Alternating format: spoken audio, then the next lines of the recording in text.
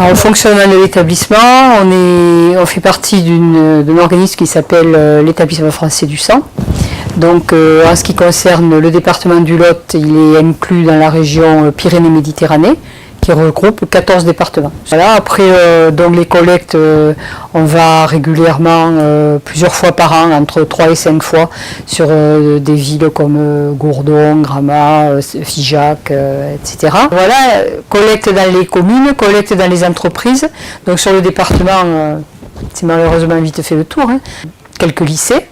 Alors, à Cahors, il y a Clément Marot et Monerville, et Champollion à Figeac, et l'IUT de Figeac. Il faut être majeur, il faut avoir donc 18 ans, on ne peut pas avoir 18 ans moins un jour, c'est 18 ans, pile, et jusqu'à 70 ans, on peut donner son sang. Il faut faire 50 kg minimum, et ensuite, il faut être en bonne santé.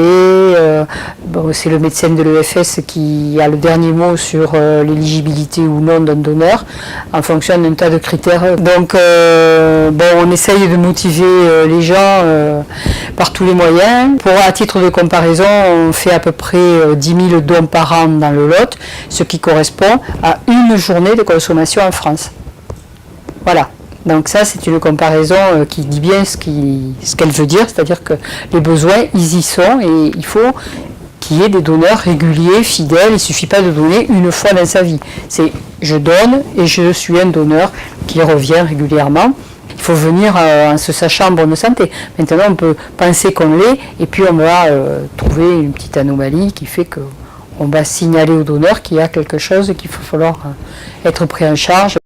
Évidemment, nous, on fait des tests sur les maladies telles que l'hépatite B, l'hépatite C, le sida, la syphilis, etc.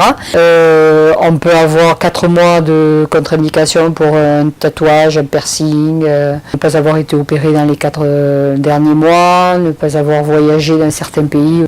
Il y a aussi des contre-indications définitives.